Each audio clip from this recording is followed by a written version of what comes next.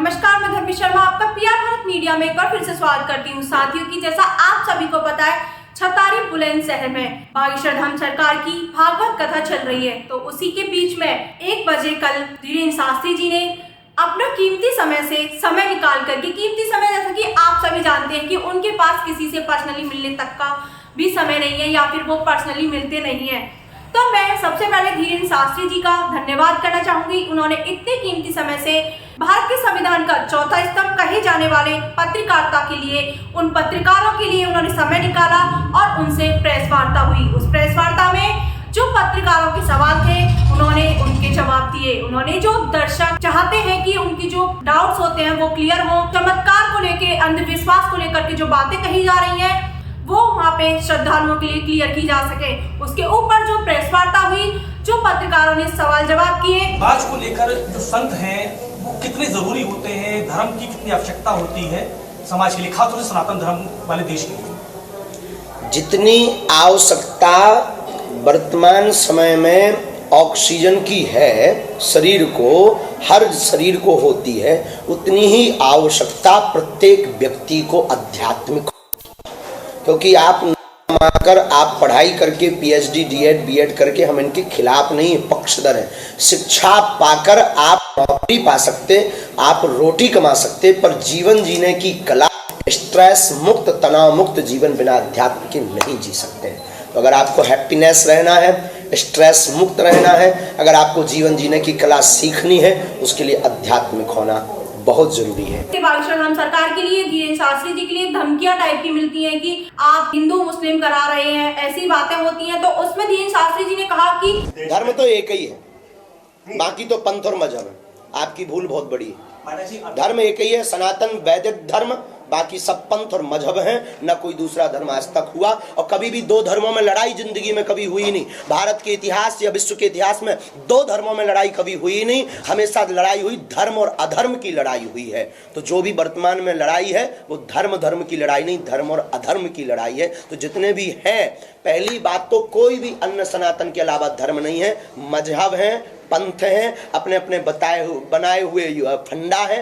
धर्म सिर्फ एक है, वैदिक सनातन धर्म, इसके अलावा कोई दूसरा धर्म नहीं है। भारत विविधताओं का देश है, भारत में सब समाया हुआ है, हमें स्वीकार है, हम भारत के नागरिक हैं। हमारे पूर्वजों ने यहाँ पर जो है यहाँ के नियम को पालन किया, हम उसको पालन करेंगे। लेकिन फिर कहेंगे धर्म सिर्फ एक है। ये बात अब हिंदुओं को, सनातनियों को और प्रत्येक लोगों को दिमाग में भर लेनी चाहिए, बाकी सब मजहब। हमारे जीवन का उद्देश्य हमेशा उल्टा रहता है।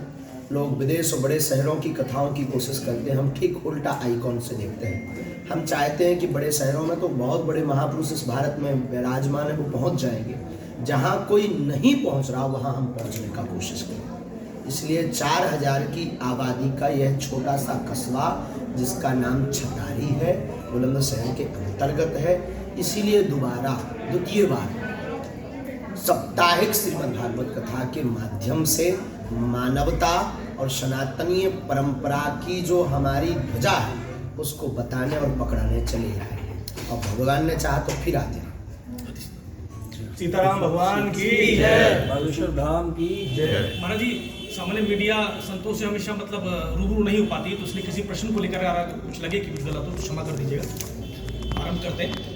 सबसे पहले अगर प्रश्न करें तो बात करें तो समाज को लेकर जो संत हैं वो कितने जरूरी होते हैं, धर्म की कितनी आवश्यकता होती है समाज के लिए, खासतौर से सनातन धर्म वाले देश के लिए। जितनी आवश्यकता वर्तमान समय में ऑक्सीजन की है शरीर को, हर शरीर को होती है, उतनी ही आवश्यकता प्रत्येक व्यक्ति को आध्यात्मिक होने की।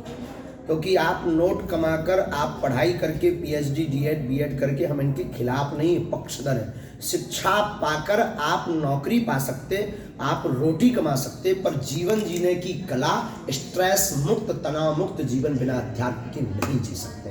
तो अगर आपको हैप्पीनेस रहना है, स्ट्रेस मुक्त रहना है, अगर आपको जीवन जीने की कला सीखनी है, उसके लिए आध्यात्मिक होना बहुत जरूरी है। संतों की भूमिका ठीक उसी प्रकार है जिस प्रकार विद्यालय में एक टीचर की भूमिका होती है कि एक अनपढ़ अनभिज्ञ शिशु को, बालक को, विद्यार्थी को वो ग्रेजुएट करके भारत की दिशा और दशा सुधारने का हाथ थमा देते हैं। उसी प्रकार वर्तमान समय में आदि काल से आने वाले काल समय तक संतों की भूमिका रही है, थी, है और सदैव रहेगी, ताकि संस्कृति बची रहे, सनातन बचा रहे और हमारी परंपराएं बची रहें। वरना ये पाश्चात्य सभ्यता व विधर्मी लोग और ये राक्षस वृत्ति के लोग हम सबको खंड विखंड करके जो गुलामी हमने झेली है वो फिर झेलनी पड़ेगी। तो बहुत ही अच्छी बात है कि उन्होंने अपनी बात को प्रेस वार्ता में रखा और जो पत्रकार हैं उन्होंने भी अपने सवालों को धीरेन्द्र शास्त्री जी के समक्ष रखा। तो यहाँ पे जो प्रेस वार्ता हुई इससे बहुत ही श्रद्धालु जिनके अंदर बहुत सारे डाउट्स थे वो क्लियर हुए और उनको भी पता चलेगा कि मतलब धीरेन्द्र शास्त्री जी ने जो बातें कही हैं, जो उनकी बात हुई है, जो सवाल जवाब हुए हैं, उससे जो अंधविश्वास को लेकर की बात कर रहे हैं उनकी भी बातें बहुत सारी क्लियर हो चुकी हैं।